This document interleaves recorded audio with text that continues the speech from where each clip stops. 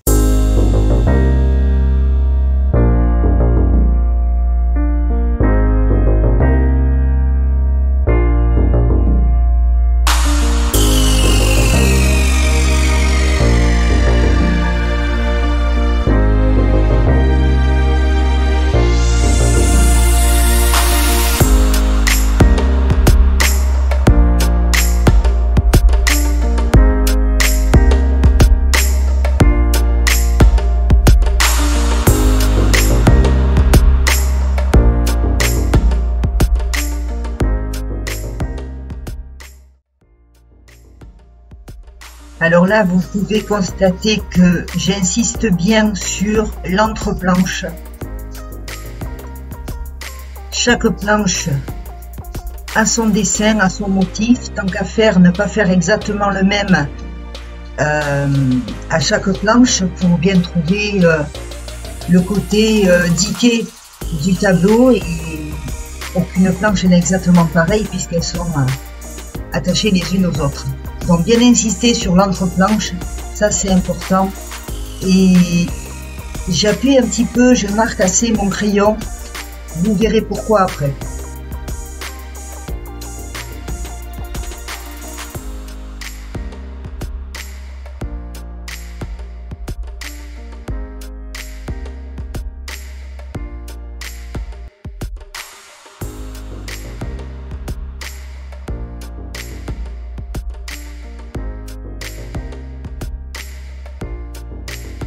La base du dessin est posée.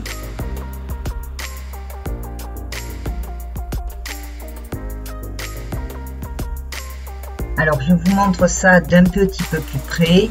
Vous voyez que j'ai bien marqué mes entreplanches. Chaque planche a son motif de coupe, de dessin de bois.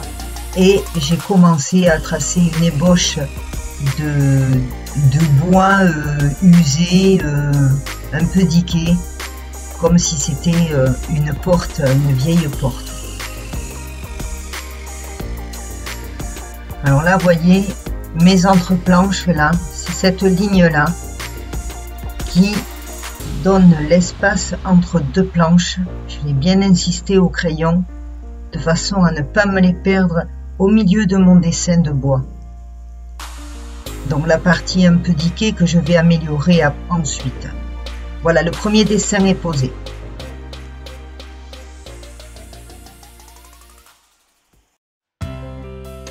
Alors à ce stade-là, je m'attaque à la pyrogravure et je commence bien sûr par bien marquer mes entreplanches. La pyrogravure, on y va doucement, gentiment. Il faut sentir son bois, sentir les fibres du bois et brûler juste ce qu'il faut en fonction de ce que l'on veut trouver ensuite.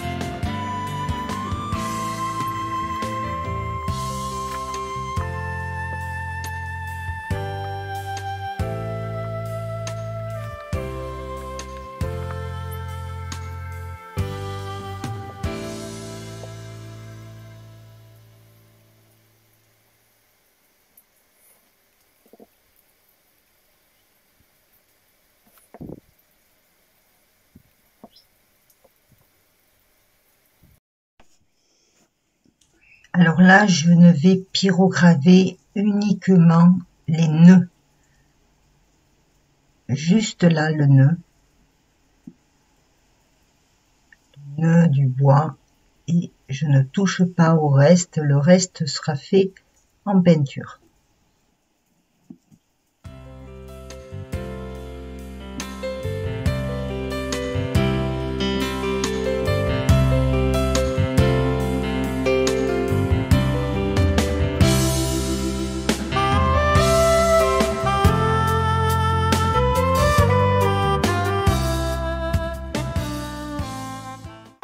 Vous distinguez bien toute la pyrogravure, les parties plus foncées. J'ai fait les nœuds, j'ai fait quelques parties de lignes de bois plus profondes que d'autres, et la partie diquée là en haut pour montrer que c'est un peu plus abîmé, un peu plus creusé. Voilà, ça c'est pour retrouver après le côté diqué du bois.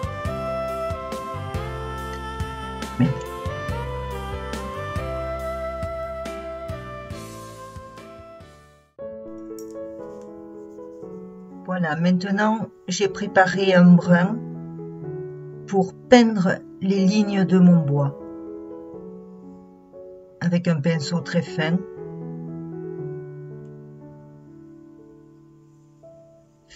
et long. On en reparlera dans d'autres sujets de peinture. Voilà, je vais dessiner tout mon bois. Je commence par mes lignes avec ce pinceau. Délicatement.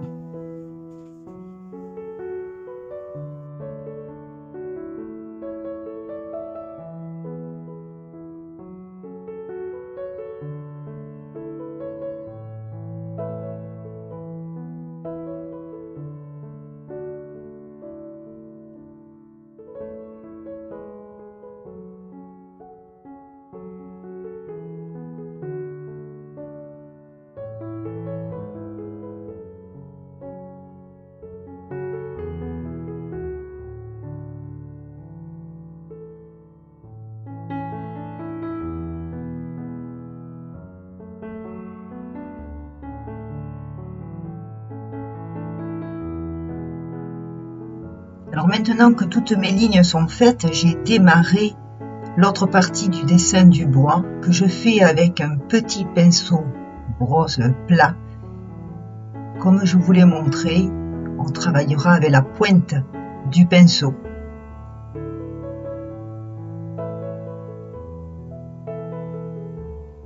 Et je vais dans le sens des stries du bois.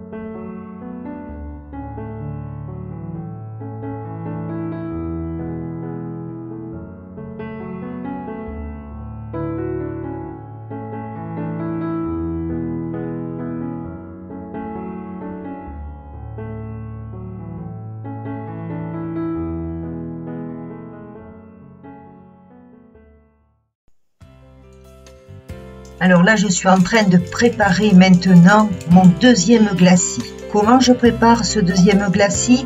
Eh bien, c'est ma teinte de couleur avec un gel de retardateur. Vous pouvez mettre du retardateur de séchage, mais que je dilue grandement dans l'eau. Vous voyez, c'est bien liquide. Ça, c'est pour un glacis à l'acrylique. Et voilà, je vais passer ce glacis très liquide uniquement sur la partie bois, c'est-à-dire la partie que j'ai laissée en blanc là, qui ne fera pas partie de bois. Voilà, et je passe délicatement mon glacis, comme si je passais un vernis, comme si une lasure, vous voyez, par-dessus mon dessin peint, mais une fois qu'il est sec, bien entendu.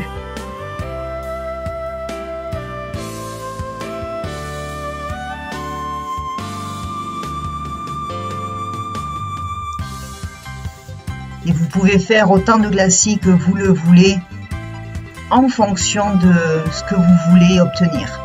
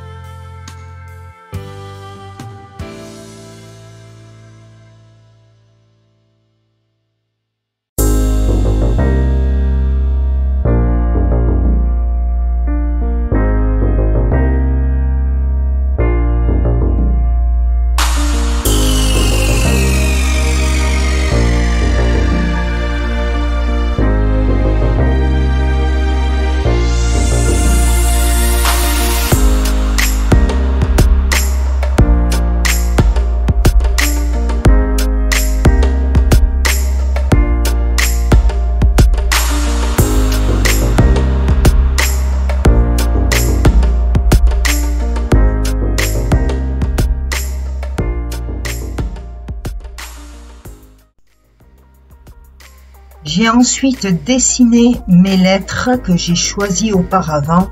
Vous pouvez utiliser du papier calque où vous allez tracer vos lignes à hauteur de lettres que vous voulez pour les majuscules et les minuscules et ensuite les reporter dessus. Vous êtes sûr de ne pas vous tromper, vous n'avez plus qu'à redéposer votre propre écriture et votre dessin sur le bois. Là, vous êtes sûr d'avoir tout à la même hauteur. Voilà, là j'ai passé un blanc dans les lettres avant de leur donner la couleur définitive. Mes lettres en blanc car nous sommes sur du bois et c'est ce qui va me permettre d'ensuite d'avoir la véritable couleur authentique qu'il me faut au résultat final.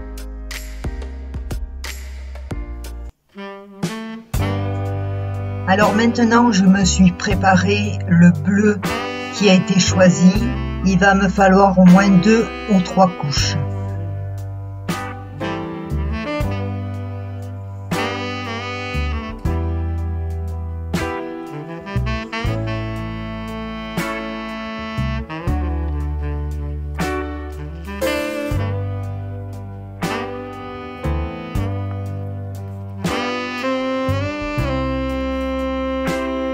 Vous constaterez que je travaille avec un tout petit pinceau très fin pour vraiment rester dans le gabarit de mon écriture.